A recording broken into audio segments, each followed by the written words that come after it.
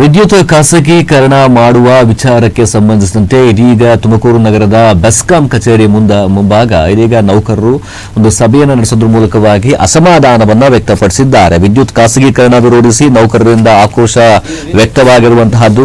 Tata power, Reliance power ಖಾಸಗೀಕರಣಕ್ಕೆ ವಿರೋಧವನ್ನು ವ್ಯಕ್ತಪಡಿಸಿದ್ದಾರೆ. ಖಾಸಗಿ ಕಂಪನಿಗಳ ಲೂಟಿ ನಿಲ್ಲಿಸಿ ಸರ್ಕಾರಿ ಸಂಸ್ಥೆಗಳನ್ನು ಉಳಿಸಿ ಅಂತ ಹೇಳಿ ಇದೀಗ ಬೆಸ್ಕಾಂ, ಕೆಪಿಟಿಸಿಎಲ್ ಸೇರಿದಂತೆ ಎಸ್ಕಾಂನ ನೌಕರರು, ಸಿಬ್ಬಂದಿಗಳು ಒತ್ತಾಯ ಮಾಡಿರುವಂತಹದ್ದು. ಟಾಟಾ ಪವರ್ಗೆ ಪರವಾನಗಿ ನೀಡದಂತೆ ಏನು ಕೆಇಆರ್ಎಸ್ಗೆ ಆಕ್ಷೇಪಣೆಯನ್ನ ಸಲ್ಲಿಸೋದಕ್ಕೆ ಮುಂದಾಗಿದ್ದಾರೆ. ಕೆಪಿಟಿಸಿಎಲ್ ಮತ್ತು ಎಲ್ಲ ಎಸ್ಕಾಂಗಳ ನೌಕರರ ಒಕ್ಕೂಟದಿಂದ ಈ ಬಗ್ಗೆ ಆಗ್ರಹವನ್ನ ಮಾಡಲಾಗಿರುವಂತಹದ್ದು. ತುಮಕೂರು ನಗರದ ಬೆಸ್ಕಾಂ ಕಚೇರಿ ಎದುರು ಇದೀಗ ಸೂಪರಿಂಟೆಂಡೆಂಟ್ ಇಂಜಿನಿಯರ್ ನರಸಿಂಹಮೂರ್ತಿ, ಅಧಿಕಾರ ಕಾರ್ಯದರ್ಶಿ, ನೌಕರರ ಸಂಘದ ಕಾರ್ಯದರ್ಶಿಯಾಗಿರ್ತಕ್ಕಂಥ ತಿಮ್ಮಪ್ಪ, ಹಾಗೆಯೇ ಕೆಪಿಟಿಸಿಎಲ್ ಝೋನಲ್ ಉಪಾಧ್ಯಕ್ಷರಾಗಿರ್ತಕ್ಕಂಥ ವೆಂಕಟರಮಣಯ್ಯ ಮತ್ತೆ ಕೆಬಿ ಅಸೋಸಿಯೇಷನ್ ಒಂದು ಪಂಕಜ್ ಕುಮಾರ್ ಯಾದವ್ ಸೇರಿದಂತೆ ಹಲವಾರು ಮಂದಿ ಈ ಒಂದು ಸಭೆಯಲ್ಲಿ ಭಾಗವಹಿಸಿ ಸರ್ಕಾರಕ್ಕೆ ಎಚ್ಚರಿಸುವಂತಹ ಕೆಲಸವನ್ನ ಮಾಡಿದ್ದಾರೆ. ಈ ಒಂದು ಖಾಸಗೀಕರಣ ಆಗಿದ್ದೇ ಆದರೆ ನೌಕರರಿಗೆ ಸಾಕಷ್ಟು ತೊಂದರೆ ಆಗುತ್ತೆ. ಇಷ್ಟು ವರ್ಷಗಳ ಕಾಲ ರಾಜ್ಯದ ಎಲ್ಲಾ ಕಡೆಗಳಲ್ಲೂ ಕೂಡ ವಿದ್ಯುತ್ ಅನ್ನ ನೀಡೋದಕ್ಕೆ ನಮ್ಮ ಸಂಸ್ಥೆ ಬೇಕಾಗಿತ್ತು, ನಾವು ಬೇಕಾಗಿದ್ವು. ಇದೀಗ ರೈತರಿಗೆ ನೀಡತಕ್ಕಂಥ ಉಚಿತ ವಿದ್ಯುತ್ ಕೂಡ ಬ್ರೇಕ್ ಬೀಳ್ತಕ್ಕಂಥ ಸಾಧ್ಯತೆ ಇದೆ. ಆಕ್ಷೇಪಣೆಯನ್ನ ಸಲ್ಲಿಸೋದಕ್ಕೆ ಇನ್ನು ಕೇವಲ 6 ದಿನಗಳ ಮಾತ್ರ ಇದ್ದು ಎಲ್ಲರೂ ಕೂಡ ಸಹಕಾರವನ್ನ ನೀಡಬೇಕು ಅಂತೇಳಿ ಮನವಿಯನ್ನ ಮಾಡಿದ್ದಾರೆ.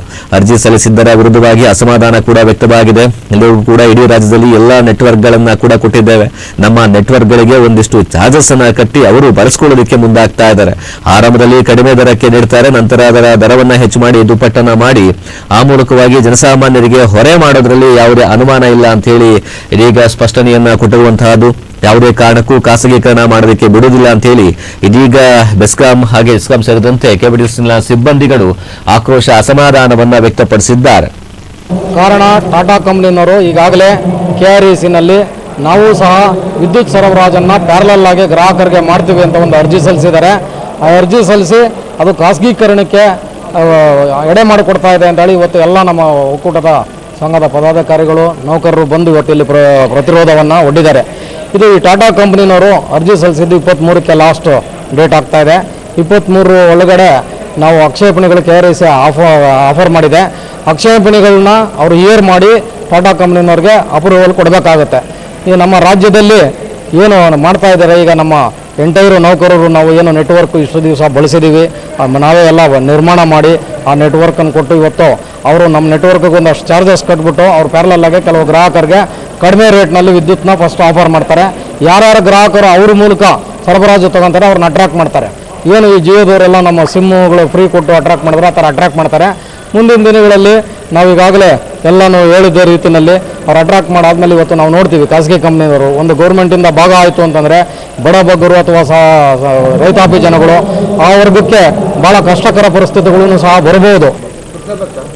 ಏನು ತುಮಕೂರು ವೃತ್ತದ ದೌರಸಭೆಯ ಮುಖಾಂತರ ರಾಜ್ಯ ಸರ್ಕಾರಕ್ಕೆ ಮನವಿ ಮಾಡೋದೇನೆಂದರೆ, ರಾಜ್ಯ ಸರ್ಕಾರದಿಂದ ದೀನದಲಿತರಿಗೂ ರೈತರಿಗೂ ತಾವೇನು ಉಚಿತವಾಗಿ ನೀಡಿದಂಥ ಗೃಹ ಜ್ಯೋತಿ ಆಗಿರ್ಬೋದು, ನೀರಾವರಿ ಪಂಪ್ ಸೆಟ್ಟಿಗೆ ಉಚಿತ ವಿದ್ಯುತ್ ಶಕ್ತಿ ತಾವೇನು ಹೇಳಿದ್ದೀರಾ ಅದೆಲ್ಲ ಏನು ಕೆಆರ್ಸಿಗೆ ಟಾಟಾ ಪವರ್ ಅವರಿಗೆ ಕೊಟ್ಟದಲ್ಲಿ ಭಾಳ ಯಾರು ರಾಜ್ಯ ಸರ್ಕಾರದಿಂದ ಏನು ಗೃಹ ಜ್ಯೋತಿ ಆಗಲಿ ಪಂಪ್ ಸೆಟ್ಟಿಗೆ ನೀರಾವರಿ ಪಂಪ್ ಸೆಟ್ಟಿಗೆ ಉಚಿತವಾಗಿ ವಿದ್ಯುತ್ ನೀಡಲು ಸಾಧ್ಯವಾಗಿದ್ದಿಲ್ಲ. ಆದ್ದರಿಂದ ನಾನು ಮತ್ತೊಮ್ಮೆ ರಾಜ್ಯ ಸರ್ಕಾರದ ಮಾನ್ಯ ಮುಖ್ಯಮಂತ್ರಿಗಳಿಗೆ ನಾನು ನನ್ನ ಈ ಮಾಧ್ಯಮದ ಮುಖಾಂತರ ಏನು ಈ ಟಾಟಾ ಕಂಪನಿಗೆ ಪವರ್ ಸೆಕ್ಟರನ್ನು ಖಾಸಗೀಕರಣ ಕೊಡಲು ಕೆಆರ್ಸಿಗೆ ಅರ್ಜಿ ಸಲ್ಲಿಸಿದ್ದಾರೆ, ಅದನ್ನು ತಿರಸ್ಕರಿಸಬೇಕಂತ ಈ ಮಾಧ್ಯಮ ಮುಖಾಂತರ ಸರ್ಕಾರಕ್ಕೆ ಮನವಿ ಮಾಡಿಕೊಳ್ತೇನೆ. ಇವತ್ತಿಂದು ನಮ್ಮದು ಏನು ದ್ವಾರಸಭೆ ಅಂದರೆ ವಿಚಾರ ಏನು ಟಾಟಾ ಪವರ್ ಅಂತ ಒಂದು ನಮ್ಮ ಪ್ಯಾರಲಲ್ ಆಗಿ ನಮಗೆ ವಿದ್ಯುತ್ ಸರಬರಾಜಿಗೆ ಅವರು ಅರ್ಜಿ ಸಲ್ಲಿಸಿದ್ದಾರೆ ಕೆಆರ್ಸಿಗೆ. ಆ ಲೈಸೆನ್ಸ್ ಕೊಡಬಾರ್ದು ಅವ್ರಿಗೆ. ಈಗ ನಮ್ಮಲ್ಲೇ ಭಾಳ ಟೆಕ್ನಾಲಜಿ ನಾವು ವಾಲೆ ಮಾಡ್ಕೊಂಡಿದ್ದೀವಿ, ಭಾಳ ನಮ್ಮದು UG ಕೇಬಲ್ ಆಗಿದೆ. ನಮ್ಮ ಏನು ಪವರು ಕಂಪ್ನಿಗಳಿಗೆಲ್ಲ ನಾವು ಇಂಟ್ರಪ್ಟ್ ಇಲ್ದಂಗೆ ಕರೆಂಟ್ ಕೊಡ್ತಾ ಇದ್ದೀವಿ, ಗುಣಮಟ್ಟವಾದ ಕರೆಂಟ್ ಕೊಡ್ತಾ ಇದ್ದೀವಿ. ಆ ಒಂದು ಕೆಲಸ ನಾವೇ ನಮ್ಮ ಕಂಪ್ನಿಯಿಂದ ನಿರ್ವಹಿಸ್ತಾ ಇದ್ದೀವಿ. ಈಗಾಗಲೇ ನಾವೇ ನಿರ್ವಹಿಸ್ತೀವಿ. ಬೇಡ ಕಂಪ್ನಿ ಪ್ರೈವೇಟೈಸೇಷನ್ ಬೇಡ, ನಮ್ಮ ನೌಕರಿಗೆ ಭದ್ರತೆ ಇರಲ್ಲ.